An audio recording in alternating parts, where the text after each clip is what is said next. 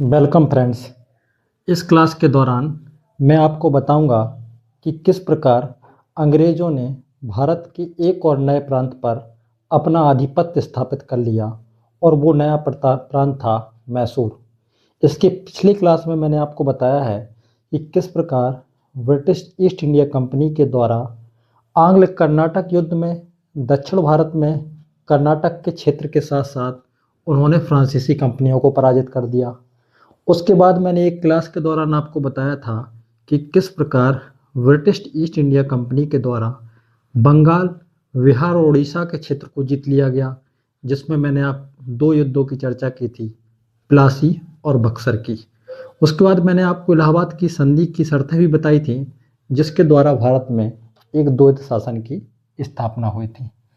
इस क्लास में मैं बताऊंगा आपको कि किस प्रकार भारत में अंग्रेज़ों ने एक और बड़े प्रांत को अपने आधिपत्य में ले लिया, जिसका नाम था मैसूर।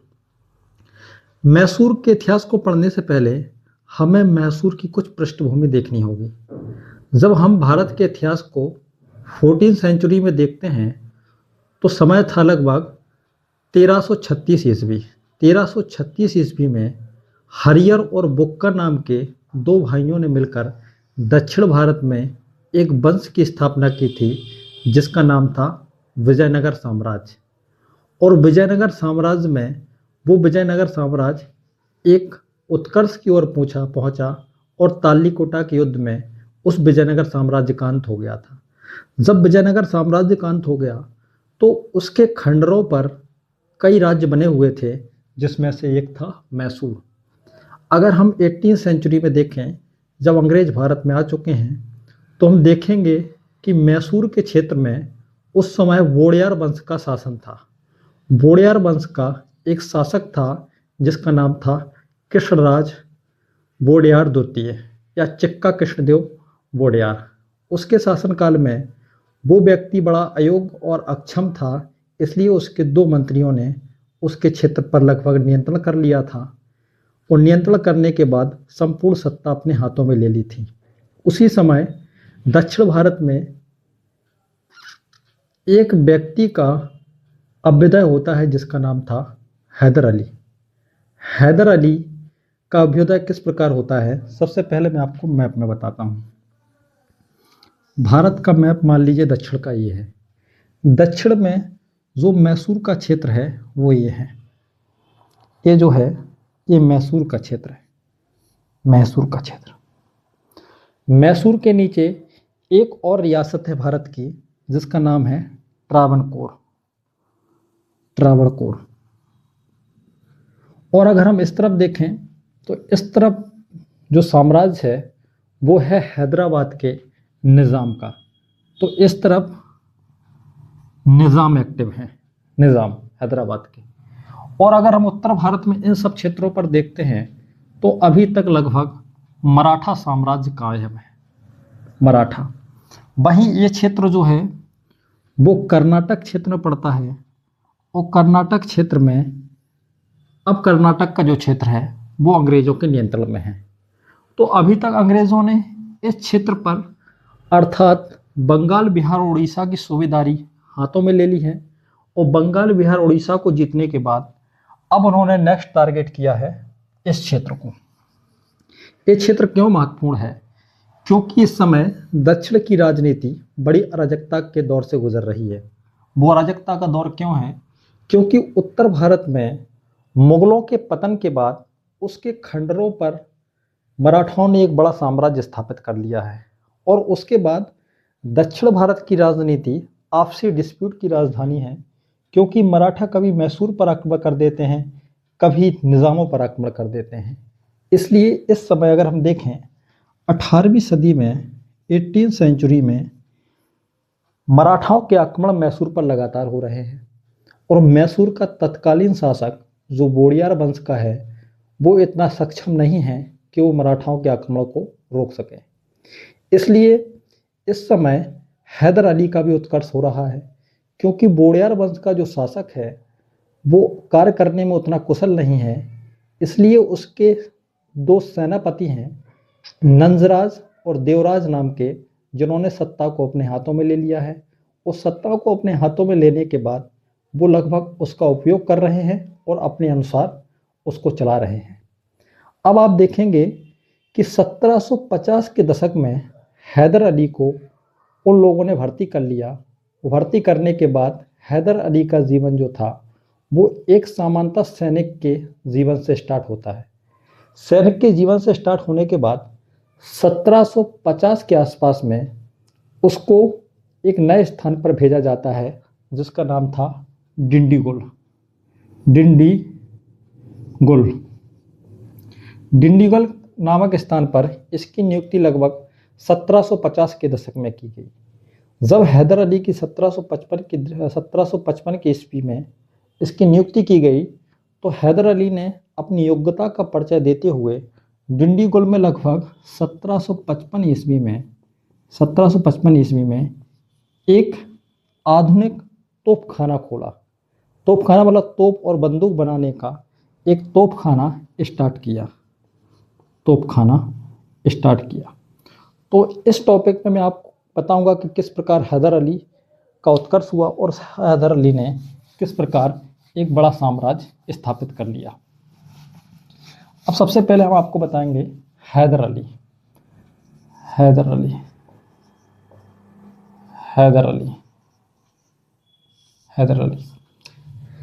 अली 1750 के दशक में देवराज और नंदराज नामक व्यक्तियों के द्वारा सेना में भर्ती कर लिया गया और सेना में भर्ती करने के बाद इसके राजनीतिक जीवन का प्रारंभ हो गया। हैदर अली प्राय योग्य व्यक्ति था और वो दक्षिण की राजनीति को बहुत अच्छे से समझ रहा था। वो समझ रहा था कि यदि हमको मराठाओं को हराना है तो मराठाओं को हराने के लिए हमारे पास तीव्रगामी घुड़सवार होने चाहिए और यदि हमें निज़ामों को हराना है तो हमारे पास आधुनिक तोपखाना होना चाहिए, क्योंकि उस समय निज़ाम ने अपनी सेनाओं को फ्रांसीसियों से प्रशिक्षण करा लिया था। इसलिए हैदर अली ने इस चीज़ का फ़ायदा उठाया। आप देखेंगे कि 1750 के दशक में मराठाओं ने लगभग 3 बार मैसूर पर आक्रमण किया और मैसूर पर वो लगातार आक्रमण कर रहे थे और धीरे धीरे मैसूर का क्षेत्र भी छीनते जा रहे थे। इसलिए हैदर अली ने बोड़ियार वंश में अपना हस्तक्षेप किया और लगभग समय था 1760 ईस्वी का। हैदर अली मैसूर पहुंचा और उसने देवराज और नंदराज को जबरदस्ती प्रेशर दिया कि आप राजनीतिक जीवन से संन्यास ले लीजिए और सत्ता मेरे हाथों में दे दीजिए।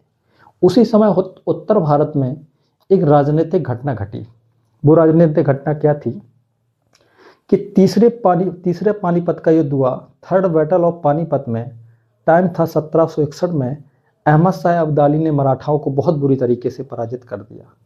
जब मराठाओं को पराजित कर दिया तो ये हैदर अली के लिए बहुत बेहतर समय था।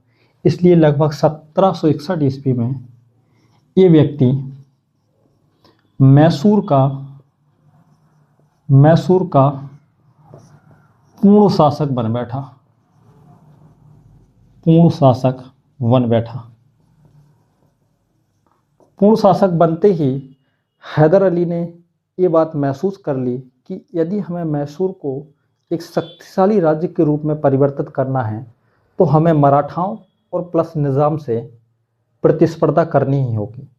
यहाँ तक कि दक्षिण भारत में अभी तक ईस्ट इंडिया कंपनी फ्रेंच को अंग्ल कर्नाटक युद्ध में हरा चुकी थी, इसलिए वो अंग्रेज़ों की चाल को भी समझ रहा था। अब आप देखेंगे अब दक्षिण भारत की राजनीति में होता क्या है। हैदर अली ने कुछ रिफॉर्म्स किए और रिफॉर्म्स के अनुसार उसने अपनी सेना को पश्चिम के मॉडल पर प्रशिक्षित भी किया और कुछ तोपखानों का भी विकास किया, जिसमें हमने आपको बताया है उसने एक तोपखाना लगाया था जिस पर बहुत अधिक क्वेश्चन आता है। तोपखाना कब लगाया तो 1755 ईस्वी में। और ये कहाँ लगाया गया तो ये लगाया गया था डिंडीगुल नामक स्थान पर। डिंडीगुल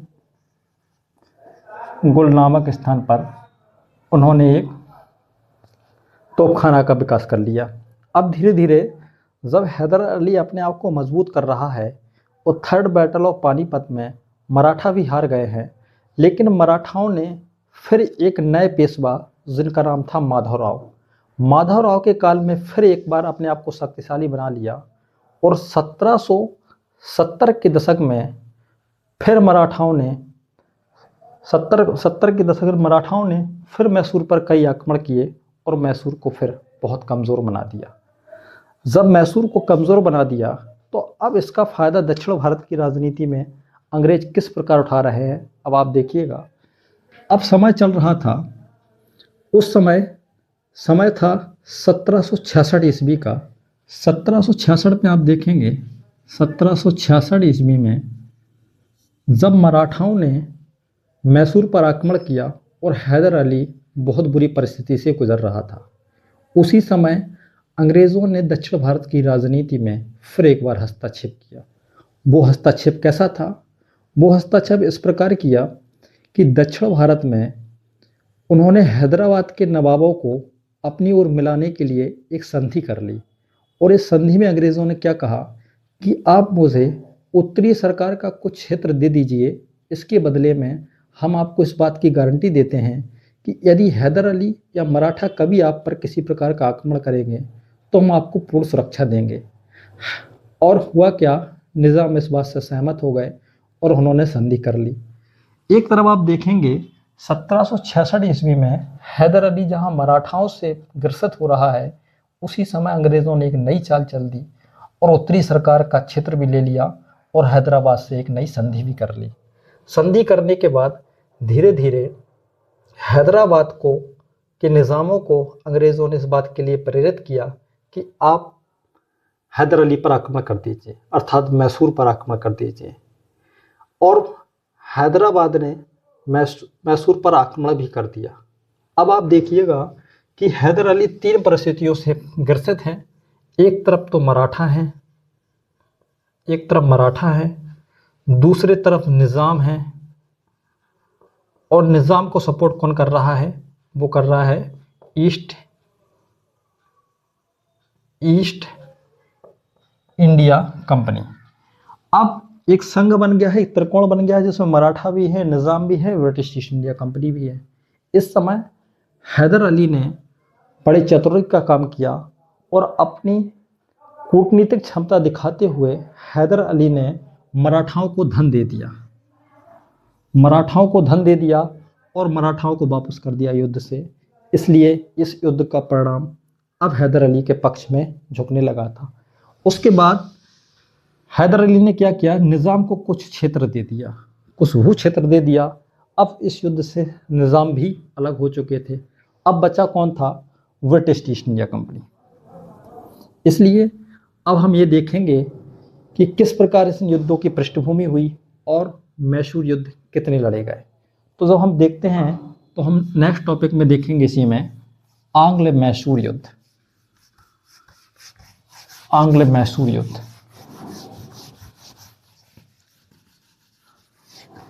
आंग्ल मैसूर युद्ध, इनको कहा जाता है आंग्ल मैसूर युद्ध। आंग्ल मैसूर युद्ध जो हैं वो कितने हैं?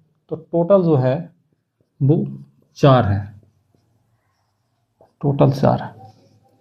ये क्यों महत्वपूर्ण है? इसमें कि घटनाक्रम, इसमें कौन सी संधि हुई, इसमें किसका कौन सपोर्ट कर रहा था, उस शर्तों की संधि क्या थी, टीपू सुल्तान, हैदर अली का, आदि का, ये सब कुछ देखना होता है। तो हम आपको देखेंगे पहला, अर्थात पहला मैसूर युद्ध। पहला मैसूर युद्ध, पहला मैसूर युद्ध जो है वो कब है? तो 1767 ईस्वी से लेकर 1769 ईस्वी तक। अब आपको इस घटना में हम आपको थोड़ी देर पहले बताए हैं कि स्थिति क्या है कि एक तरफ तो है हैदर अली और दूसरी तरफ जो वर्सेस है वो कौन है? उसमें है मराठा प्लस हैदराबाद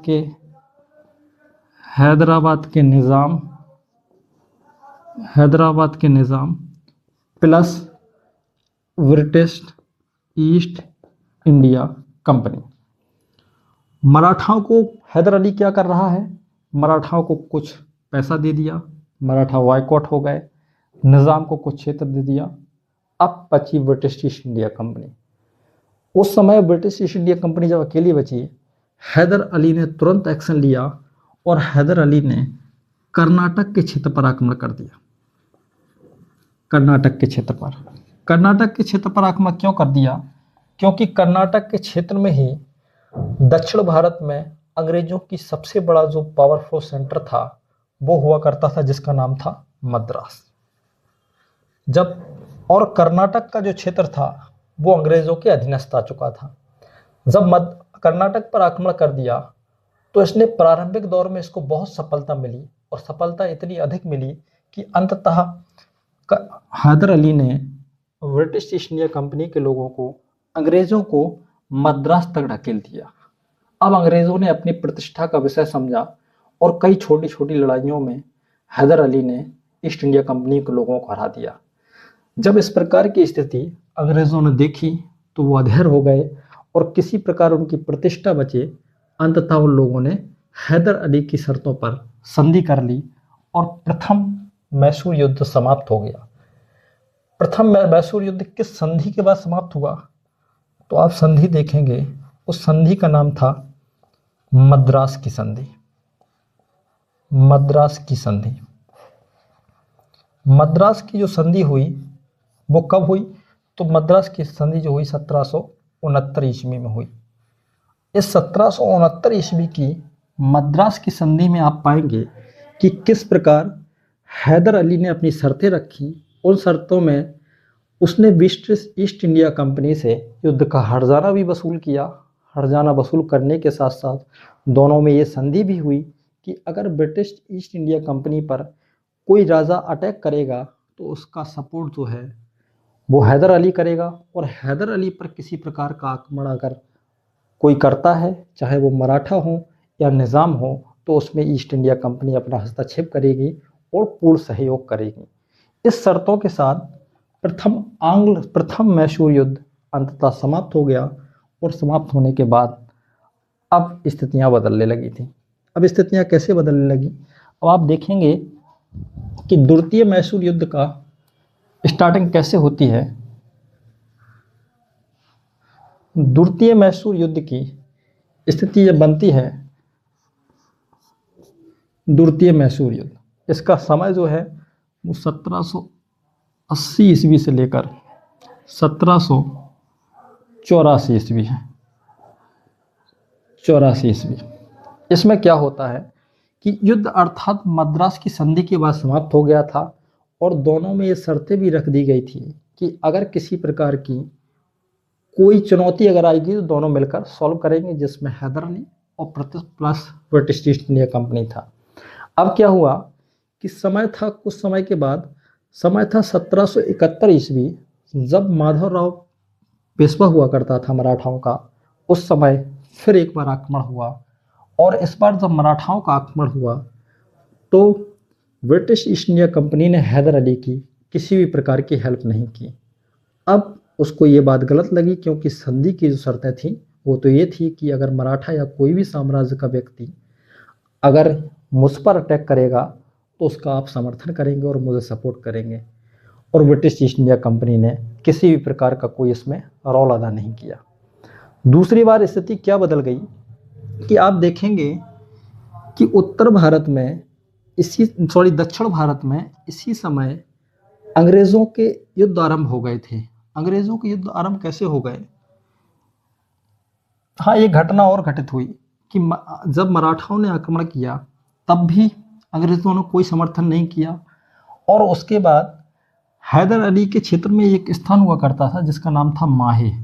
माहे जो था वो फ्रांसीसी कंपनियों का था, और फ्रांसीसी कंपनियों का था, और माहे किसके नियंत्रण में था? तो हैदर अली के नियंत्रण में था।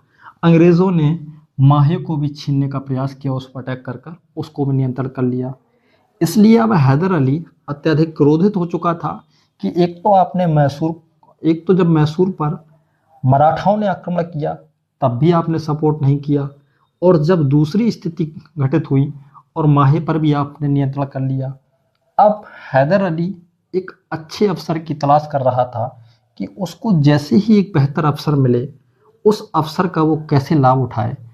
उसी समय उसको एक अवसर मिला। समय था लगभग 1775 ईस्वी से लेकर 1780 ईस्वी के बीच का। इसी समय ईस्ट इंडिया कंपनी दक्षिण भारत में दो जगह युद्ध लड़ रही थी। एक तरफ तो मराठाओं से लड़ रही थी, आंग्ल मराठा युद्ध, और दूसरी तरफ निजाम से भी लड़ रही थी। इसका फायदा हैदर अली ने उठाया। हैदर अली ने इस बार क्या किया कि मराठाओं और निजाम से मिलकर एक त्रिगुट बना लिया। इसी में कौन मिल गया? इसी में मिल गया हैदर अली। हैदर अली हैदर अली भी इस गठजोड़ में शामिल हो गया, और गठजोड़ में शामिल होने के बाद हैदर अली ने एक त्रिगुट बना लिया जो ईस्ट इंडिया कंपनी के खिलाफ था। आप देखेंगे कि 1970 का दौर या 70 का दशक ईस्ट इंडिया कंपनी के लिए बहुत खतरनाक था, और मुझे लगता है कि इस दौर में ईस्ट इंडिया कंपनी भारत से भी पलायन कर सकती है। अब आप देखेंगे कि 1970 के दशक में जहां ब्रिटिश ईस्ट इंडिया कंपनी मराठाओं से टकरा रही है, और इस समय मराठा भारत में सबसे शक्तिशाली स्थिति में है, जिन्होंने मुगलों के खंडर पर उत्तर भारत का एक इतना बड़ा साम्राज्य स्थापित कर लिया है जो लगभग पंजाब तक है। इसलिए एक तरफ तो मराठाओं से टकरा रही है, दूसरी तरफ हैदर अली ने भी आक्रमण कर दिया। स्थितियां दो हो गई। अगर हम अंतर्राष्ट्रीय स्थिति को देखें तो इसी समय अमेरिका का भी फ्रीडम मूवमेंट जो था, इंडिपेंडेंट मूवमेंट था, वो स्टार्ट हो गया। इसलिए अंतर्राष्ट्रीय स्थिति भी खराब हो चुकी है, भारतीय स्थिति भी खराब हो चुकी है। अब अंग्रेज़ों ने अपनी वही नीति अपनाई जिसके लिए वो प्रसिद्ध थे, फूट डालो और शासन करो। इसलिए अंग्रेज़ों ने इस बार क्या किया, मराठाओं के साथ एक संधि कर ली जिसका नाम था सालवाई की संधि। सालवाई की संधि ये 1782 ईस्वी में हुई। सालवाई की संधि के बाद अंग्रेज़ों ने मराठाओं को अलग कर दिया। उसके बाद अब बचे हुए थे निज़ाम और हैदर अली। निज़ाम को इस बार अंग्रेज़ों ने दक्षिण भारत में एक क्षेत्र दे दिया जिसका नाम था गुंटूर का क्षेत्र। गुंटूर का क्षेत्र, जब गुंटूर का क्षेत्र दे दिया, अब हैदर अली अकेला पड़ा हुआ था। इसलिए हैदर अली जब अकेला पड़ गया तो हैदर अली को कई बार छोटे छोटे युद्धों में अंग्रेज़ों ने पराजित कर लिया, जिसमें एक युद्ध आप लिख लीजिए जिसका नाम था पार्टो नोवो। पार्टो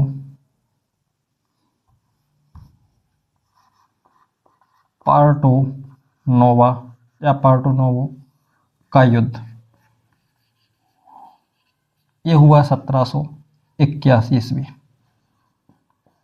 इस प्रकार पार्टो नोवो हो, पोलिंगलूर और सोलिंगलूर आदि स्थानों पर हैदर अली को लगातार पराजय का सामना करना पड़ा, और इसको जो पार्टो नोवो के युद्ध में जो हराया था वो आयरकूट नाम के व्यक्ति ने हराया था। आयरकूट, क्योंकि ये क्वेश्चन आता है कि पार्टो नोवो के युद्ध में हैदर अली को किस व्यक्ति के द्वारा हराया गया, तो वो अंग्रेज गवर्नर, अंग्रेज सेनापति आयरकूट हुआ करता था। इस प्रकार आप देखेंगे पार्टो नोवो के युद्ध में अंततः हैदर अली को पराजय का सामना करना पड़ा। उसके बाद पार्टो नोवो या पोलिंगलूर और सोलिंगलूर में भी लगातार हैदर अली पराजित होता गया। अब हैदर अली की स्थिति थोड़ा कमज़ोर थी और समय और ख़राब आया। समय था 1782 ईस्वी, और 1782 ईस्वी में हैदर अली की मृत्यु हो गई। जब हैदर अली की मृत्यु हो गई तो हैदर अली की मृत्यु हो जाने के बाद हैदर अली का पुत्र जिसका नाम था टीपू सुल्तान, पुत्र टीपू सुल्तान, टीपू सुल्तान ने इस युद्ध का नेतृत्व किया। युद्ध चलता गया और 1780 से लेकर 84 तक जब चलता रहा तो अब स्थिति ये हो गई थी कि दक्षिण भारत में ना तो अब टीपू सुल्तान युद्ध चलाने की स्थिति में रहा, ना अब अंग्रेज चलाने की स्थिति में थे। इसलिए अंततः दोनों के मध्य संधि हुई और इस संधि का नाम था मैंगलोर की संधि। मैंगलोर की संधि। मैंगलोर की संधि, मैंगलोर की संधि कब हुई? तो ये हुई 1784 ईस्वी में। किस किस के मध्य हुई है? तो आप समझ रहे हैं, टीपू सुल्तान और ब्रिटिश ईस्ट इंडिया कंपनी के मध्य। इस संधि के अनुसार दोनों ने अपने अपने क्षेत्र एक दूसरे को लौटा दिए और दक्षिण भारत में फिर एक शांति हो गई। लेकिन ये शांति जो थी कुछ समय के लिए थी और कुछ समय के बाद फिर एक युद्ध स्टार्ट होगा जिसका नाम होगा थर्ड मैसूर युद्ध, तीसरा मैसूर युद्ध।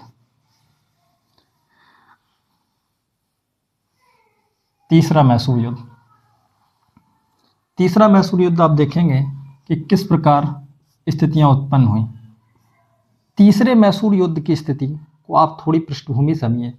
तीसरा मैसूर का युद्ध जो है, उस समय भारत का जो गवर्नर है वो लॉर्ड कॉर्नवालिस है और लॉर्ड कॉर्नवालिस की नीतियां अत्यधिक आक्रामक हैं और आक्रामक के साथ साथ वो उन राजाओं को हटाना चाहता है जो उस समय दक्षिण भारत में है, क्योंकि इस समय फ्रांस का उत्कर्ष हो रहा है और नेपोलियन भी लगभग सक्रिय हो चुका है और फ्रांस और रसिया के मध्य में कई प्रकार की संधियां चल रही थी। इसलिए अंततः ये युद्ध की घटना होना ही था। और इस घटना की जो पृष्ठभूमि आप देखेंगे, पहले इसका समय देखिए, 1790 ईस्वी से लेकर 1792 ईस्वी। इसकी इस युद्ध की पृष्ठभूमि का अगर हम दिखाएं आपको, पृष्ठभूमि क्या है, अर्थात इस युद्ध की स्थितियां किस प्रकार निर्मित होती हैं। आप देखेंगे कि इसके पहले मद्रास और मैंगलोर की संधि के बाद पहला और दूसरा मैसूर युद्ध जो है वो समाप्त हो चुका है, लेकिन स्थितियां गंभीर हैं क्योंकि ईस्ट इंडिया कंपनी चाहती है कि किसी भी प्रकार मैं टीपू सुल्तान को हरा दूं।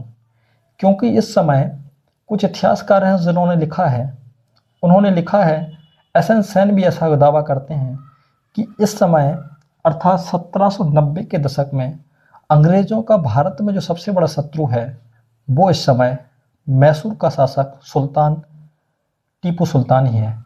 क्योंकि इसके पहले सालवाई की संधि के द्वारा वो पहले मराठा युद्ध को तो शांत कर चुके हैं और उसमें लगभग 20 वर्ष का उनको समय मिल गया है। अब वो पूर्ण रूप से मैसूर पर अपनी आंख लगाकर देख रहे हैं कि किस प्रकार हम मैसूर को हटा दें। अब हुआ क्या कि हमने आपको मैप में बताया था, मैप में देखिए कि ये मैसूर का क्षेत्र है और ये है ट्रावणकोर का क्षेत्र। ट्रावणकोर का जो क्षेत्र है वो अंग्रेजों के नियंत्रण में है। अंग्रेजों के नियंत्रण में होने के कारण मैसूर और ट्रावणकोर की सीमाएं लगती हैं। मैसूर के क्षेत्र में एक स्थान है, उस स्थान पर कुछ डच लोग थे, वो व्यापार करते थे।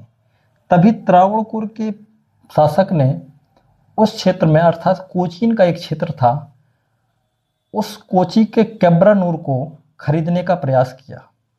ये चीज़ टीपू सुल्तान को सही नहीं लगी क्योंकि क्षेत्र टीपू सुल्तान का है। अगर त्रावणकोर का शासक कोचीन के किसी क्षेत्र को खरीद लेगा तो ये टीपू सुल्तान के प्रतिष्ठा के खिलाफ था। और दूसरी स्थिति में टीपू सुल्तान कुछ फ्रांसीसी व्यक्तियों से भी संपर्क कर रहा था, कुछ अंतर्राष्ट्रीय स्तर पर भी संपर्क कर रहा था। इसलिए अंग्रेज़ों को एक किसी भी प्रकार अच्छा नहीं लग रहा था कि टीपू सुल्तान कहीं ऐसा ना हो कि मेरे विरुद्ध खड़ा हो जाए। अंततः ब्रिटिश ईस्ट इंडिया कंपनी ने एक प्रेशर रख दिया और इस समय उसने हैदराबाद के निज़ाम को एक लेटर लिखा कि हम लोग मिलकर फिर टीपू सुल्तान पर आक्रमण करते हैं। टीपू सुल्तान को इसकी जानकारी हो गई और टीपू सुल्तान ने एक दिन क्या किया, ट्रावणकोर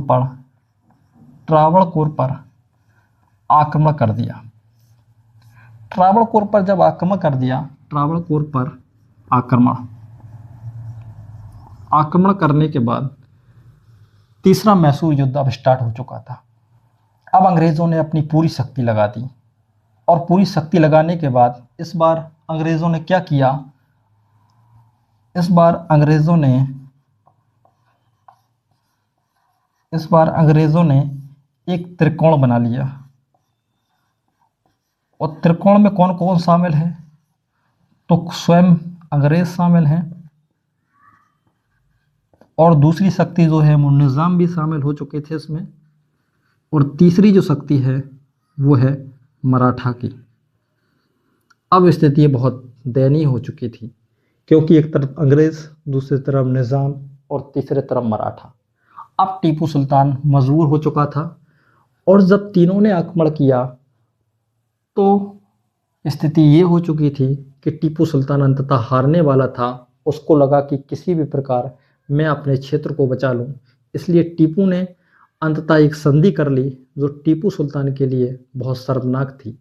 ये जो संधि थी, इस संधि का नाम था श्रीरंगपट्टनम की संधि, क्योंकि इस समय मैसूर की राजधानी हुआ करती थी श्रीरंगपट्टनम। श्रीरंगपट्टनम की संधि 1792 ईस्वी। अब इस जो संधि थी वो बड़ी खतरनाक थी, यहाँ तक कि टीपू का जो क्षेत्र था, टीपू का आधा क्षेत्र ब्रिटिश ईस्ट इंडिया कंपनी ने ले लिया। आधे क्षेत्र में उसने कुछ क्षेत्र मराठाओं को दे दिया, कुछ क्षेत्र निज़ाम को दे दिया, और कुछ स्वयं अंग्रेज़ों ने ले लिया। इस प्रकार आप देखेंगे कि इसमें टीपू सुल्तान का आधा क्षेत्र चला गया है, उसकी सेनाएं सीमित हो गई हैं, और यहाँ तक कि उसको एक बड़ा जुर्माना भी देना पड़ा, युद्ध का हर्जाना भी देना पड़ा। युद्ध का हर्जाना देने के साथ साथ टीपू के दो पुत्र जो थे, दो पुत्र को अंग्रेज़ों ने अपने यहाँ संरक्षण में रख लिया कि आप जब पैसा देंगे तब हम आपको वापस करेंगे। इस प्रकार की अपमानजनक संधि टीपू सुल्तान के लिए स्वीकृत नहीं थी, लेकिन अंततः बात राज्य की थी, क्योंकि पॉलिटिक्स में सबसे इम्पोर्टेंट है तो आप राजा हैं, तब आपके लिए कोई भी स्थिति अनुकूल हो सकती है। अगर आप युद्ध ही हार जाएंगे और मारे जाएंगे तो फिर आपके फ्यूचर का अंत ही हो जाएगा। इसलिए टीपू सुल्तान ने अंततः श्रीरंगपट्टनम की संधि कर ली, और श्रीरंगपट्टनम की संधि करने के बाद आधा राज्य भी दे दिया, अपने पुत्र भी चले गए, और उसके पास स्थिति बहुत खराब हो चुकी थी। श्रीरंगपट्टनम की संधि के बाद थर्ड बैटल ऑफ मैसूर जो था वो समाप्त हो गया। अब आप देखेंगे कि चौथे युद्ध की स्थिति किस प्रकार बनेगी। चौथे युद्ध से पहले हम आपको थोड़ा चौथा युद्ध पढ़ाते हैं, उसके बाद फिर हम आपको टीपू के बारे में पढ़ाएंगे।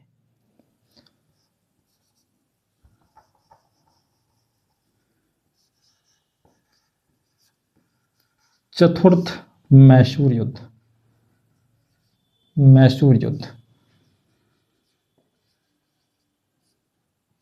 1799 ईस्वी। अंतिम युद्ध है 1799 ईस्वी। और इस युद्ध की अगर पृष्ठभूमि में हम देखेंगे तो वो हम आपको अभी टीपू सुल्तान के बारे में पढ़ा रहे हैं, तो उसमें आप स्पष्ट हो जाएंगे। 1799 ईस्वी में अंततः टीपू सुल्तान श्रीरंगपट्टनम में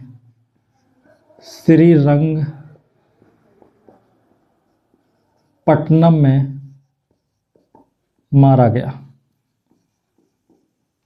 गया। और टीपू सुल्तान के मरने के ही बाद अंत में मैसूर राज्य का अंत हो गया, और मैसूर को मराठा, निज़ाम और अंग्रेज़ों ने छोटे छोटे हिस्सों में बांट लिया, और उसमें से एक छोटा सा हिस्सा जो निकाला, छोटा सा जो पार्ट निकाला, उस पार्ट को उन्होंने बोड़यार वंश के एक शासक को दे दिया, और वो शासक अल्वैस था, जिसकी उम्र बहुत कम थी। अल्वैस होने के कारण धीरे धीरे 1 साल के बाद ही लॉर्ड वेलेज़ली समय भारत आ चुका था। क्रमशः 1799। लॉर्ड वेलेज़ली के बारे में आप जानते होंगे कि लॉर्ड वेलेज़ली ने सहायक संधि के द्वारा पूरे भारत को हड़पने की कोशिश की थी। इसलिए जब लॉर्ड वेलेज़ली भारत आ गया था तो उसको मैसूर का क्षेत्र किसी भी हालत में चाहिए था, और टीपू सुल्तान जो है वो किसी भी स्थिति में सहायक संधि को स्वीकार नहीं कर सकता था। इसलिए अंततः वेलेज़ली ने ये निर्णय लिया था, लॉर्ड वेलेज़ली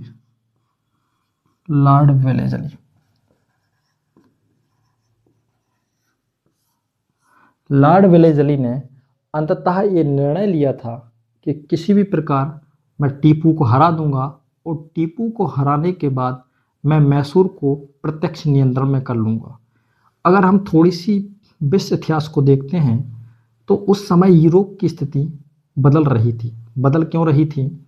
क्योंकि आप देखेंगे कि 1790 और 95 के आसपास में नेपोलियन बोनापार्टो यूरोप में बहुत एक्टिव है और उसने बहुत बड़ा एक साम्राज्य स्थापित कर लिया है। उस साम्राज्य स्थापित करने के साथ साथ नेपोलियन ने रूस के साथ भी एक संधि कर ली है। रूस के जो जार शासक हुआ करते थे उनके साथ भी संधि कर ली है। इसलिए अंग्रेज़ों को ये लग रहा है कि कहीं ऐसा ना हो कि नेपोलियन बोनापार्टो रसिया के सहयोग से अफगानिस्तान और उत्तर भारत के रास्ते भारत में आक्रमण न कर दे। और जब अगर भारत में आक्रमण कर दिया तो टीपू सुल्तान किसी भी हालत में युद्ध करने लगेगा, मराठा भी युद्ध करने लगेंगे, तो हमारी स्थिति रिप्लेसमेंट की हो सकती है, हम भारत से निकाले जा सकते हैं। इसलिए लॉर्ड वेलेज़ली इस बात को जानता है कि भारत में जितने क्षेत्र हो सकें वो ब्रिटिश ईस्ट इंडिया कंपनी के प्रत्यक्ष नियंत्रण में होने चाहिए, क्योंकि प्रत्यक्ष नियंत्रण में होने के कारण किसी भी प्रकार के स्वतंत्र राज्य का अस्तित्व ही नहीं रहेगा। तो उस पर किसी भी प्रकार का आधिपत्य जब भारतीय शासकों का नहीं रहेगा तो ब्रिटिश ईस्ट इंडिया कंपनी अपने अनुसार उन राज्यों का राजस्व भी वसूल कर पाएगी और प्लस सैनिक शक्ति भी उनकी हो जाएगी। इसलिए लॉर्ड वेलेज़ली ने अंततः चतुर्थ मैसूर युद्ध में टीपू सुल्तान को हरा दिया और टीपू सुल्तान को हराने के बाद एक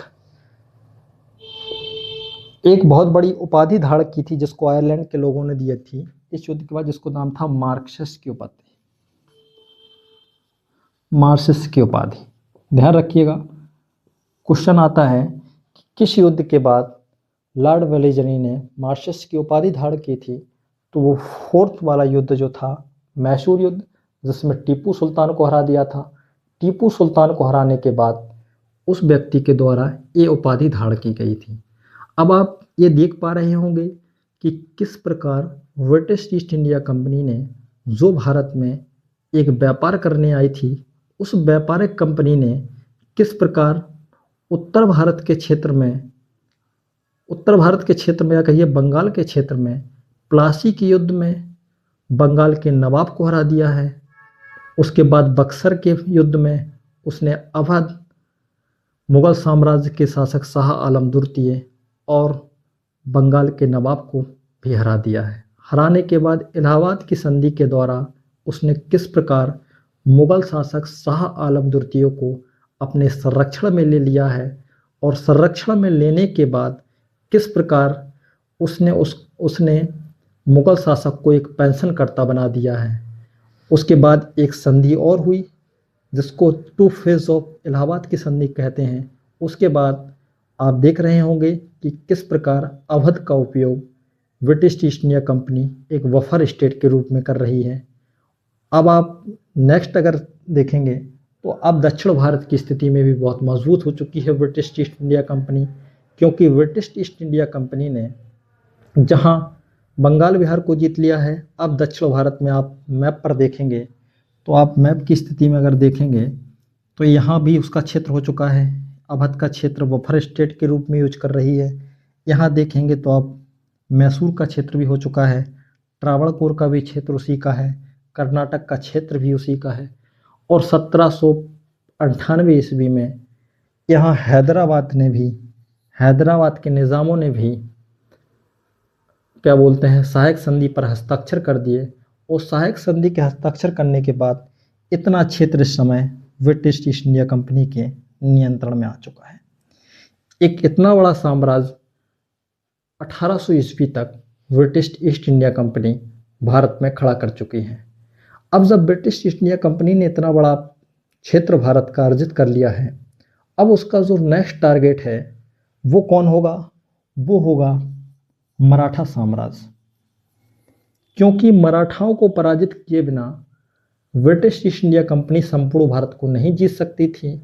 और आप देखेंगे कि 1800 से लेकर 1818 ईस्वी तक 18 सालों में ही मराठाओं का भी अंत कर देगी। उन मराठाओं का अंत ब्रिटिश ईस्ट इंडिया कंपनी कर देगी जिन मराठाओं के साम्राज्य का अंत कभी मुगल साम्राज्य भी नहीं कर सका। उन मराठाओं की अवैध दुर्गों को मुगलों की तोपें भी नहीं डिगा पाई। उनको ब्रिटिश ईस्ट इंडिया कंपनी ने यूं ही नेस्तनाबूद कर दिया। यूं ही नेस्तनाबूद नहीं कर दिया बल्कि संपूर्ण मराठा साम्राज्य का अंत कर दिया। और संपूर्ण मराठा साम्राज्य का अंत करने के साथ साथ मराठाओं को भी उन्होंने अपनी पेंशनकर्ता बना दिया।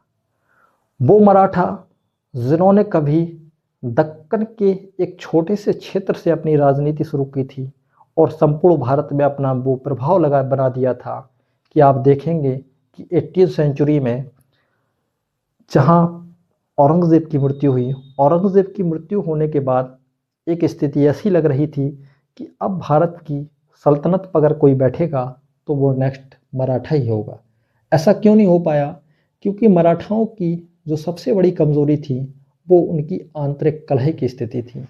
वो हम आपको जब नेक्स्ट चैप्टर पढ़ाएंगे तो उसमें पढ़ाएंगे कि किस प्रकार ब्रिटिश ईस्ट इंडिया कंपनी के द्वारा मराठाओं के क्षेत्र को भी जीत लिया और मराठाओं को क्षेत्र जीतने के बाद मराठाओं के वो कौन से कारण थे जिनके द्वारा मराठा अंततः पराजित हुए थे।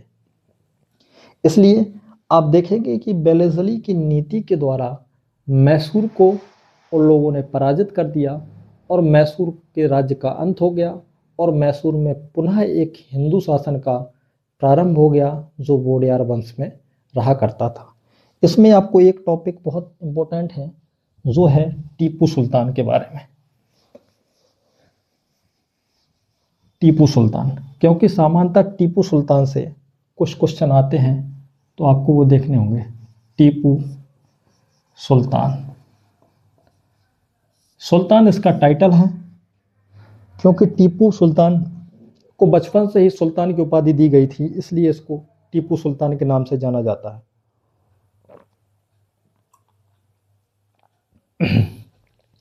टीपू सुल्तान के बारे में कुछ बातें आप याद रखिए।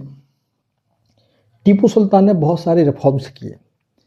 वो रिफॉर्म्स इसलिए किए क्योंकि दक्षिण भारत में अगर अंग्रेज़ों को कोई हटाने के लिए अंतर्राष्ट्रीय प्रयास अभी तक किया था तो वो टीपू सुल्तान ही था, क्योंकि टीपू सुल्तान ने अंग्रेज़ों की वो स्थिति को बहुत अच्छे से समझा जिससे वो अंग्रेज़ों को भारत से हटा सकता था। जब टीपू सुल्तान को ये लगने लगा कि भारत का कोई भी शासक, चाहे वो मराठा हो, चाहे वो निज़ाम हो या त्रावणकोर कर्नाटक हो या उत्तर भारत में कोई भी शासक हो, वो मेरा सपोर्ट नहीं करेगा, इसलिए टीपू सुल्तान ने कुछ अंतर्राष्ट्रीय प्रयास किए। यहाँ तक कि उसने फ्रांसीसियों से भी कांटेक्ट किया और फ्रांसीसियों में उसने नेपोलियन बोनापार्टो से भी पत्राचार किया था कि आप मुझे सपोर्ट करिए, मैं अंग्रेज़ों के खिलाफ भारत में सशक्त विद्रोह करूँगा और उस विद्रोह में मैं अंग्रेज़ों को निकालने का भी प्रयास करूँगा। लेकिन ये सामान्यतः जो प्रयास थे वो सफल नहीं हुए। तो टीपू सुल्तान के बारे में आप कुछ चीज़ याद रखिए। टीपू ने एक अंतर्राष्ट्रीय प्रयास किया, किस लिए? अंग्रेज़ों को निकालने के लिए। इसलिए उसने फ्रांस प्लस तुर्क, अरब, मॉरिशस आदि देशों में अपने राजदूत भेजे और उन राजदूतों के माध्यम से टीपू सुल्तान ने ये प्रयास किया कि कहीं ना कहीं हम ब्रिटिश ईस्ट इंडिया कंपनी को निकाल दें। इसलिए फ्रांस के उस समय 1789 ईस्वी में फ्रांस की क्रांति हुई थी और उस क्रांति में एक क्लब हुआ करता था जिसका नाम था जैकोबिन क्लब। जैकोबिन क्लब के बारे में आप गूगल सर्च करिए, उसमें एक विस्तार से आप पढ़ सकते हैं। जैकोबिन क्लब का वह स्वयं सदस्य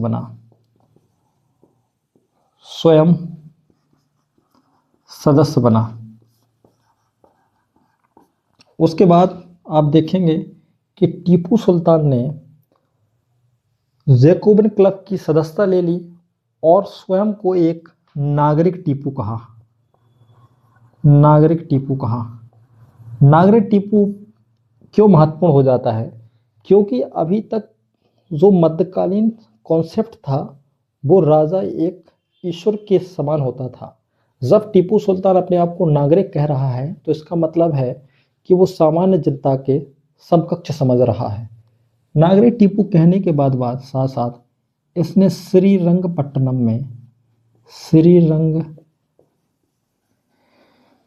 में एक स्वतंत्रता का वृक्ष भी लगाया था।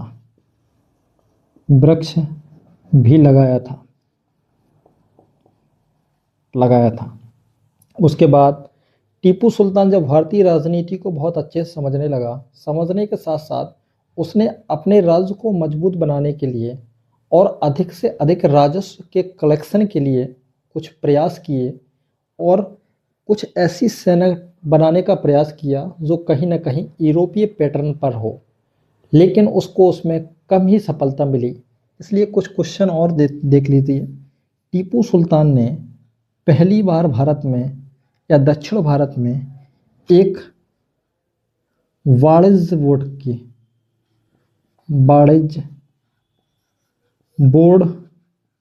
की स्थापना की। वाणिज्य बोर्ड क्या था? वाणिज्य बोर्ड का मतलब है एक अंतर्राष्ट्रीय इंटरनेशनल ट्रेड के लिए, इंटरनेशनल बिजनेस के लिए उसने अलग से एक वाणिज्य बोर्ड की स्थापना कर दी।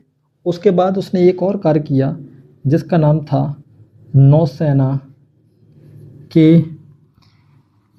के लिए भी एक पृथक बोर्ड का गठन किया।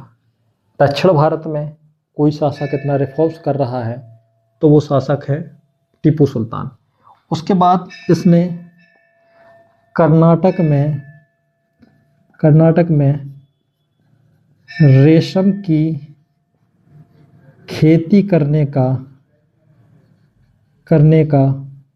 प्रारंभ किया और टीपू सुल्तान ने पहली बार ऐसा माना जाता है कि भारत में रॉकेट तकनीक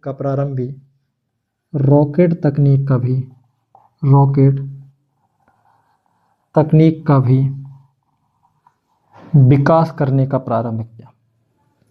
ये जो था टीपू सुल्तान का मूल्यांकन था, लेकिन टीपू सुल्तान पर कुछ ब्रिटिश इतिहासकारों ने एक मुस्लिम शासक होने का और एक असहिष्णु शासक होने का आक्षेप लगाया है। कहा है कि टीपू सुल्तान ने बहुत सारे हिंदू कुर्ग और नायरों का दमन किया था।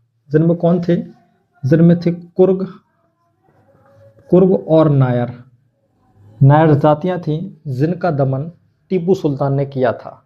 लेकिन प्राय ये भी देखना होगा कि एक शासक था कुर्ग और नायरों का यदि इसने दमन किया तो इसने दक्षिण भारत में मुस्लिम मोपलाओं का भी विद्रोह का दमन किया। इसलिए ये जो स्टेटमेंट है वो प्राय फेक हो जाता है।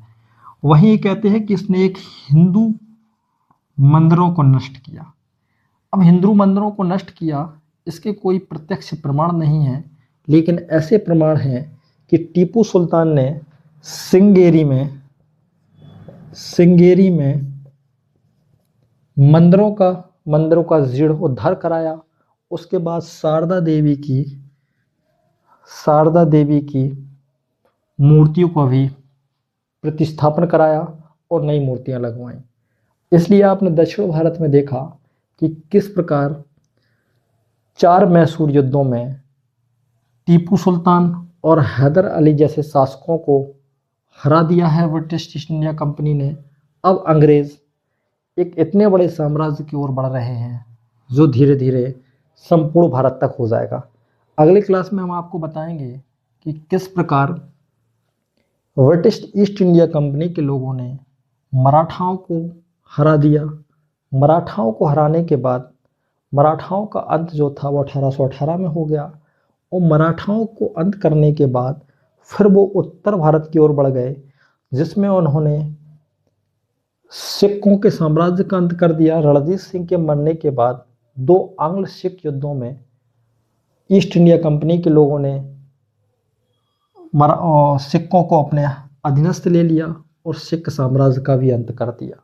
सिख के साथ साथ आप देखेंगे किस प्रकार ईस्ट इंडिया कंपनी के लोगों ने सिंध का विलय कर लिया, किस प्रकार ईस्ट इंडिया कंपनी ने अफगानिस्तान पर आक्रमण किया, लेकिन अफगानिस्तान में उनको कितनी सफलता क्यों नहीं मिल पाई।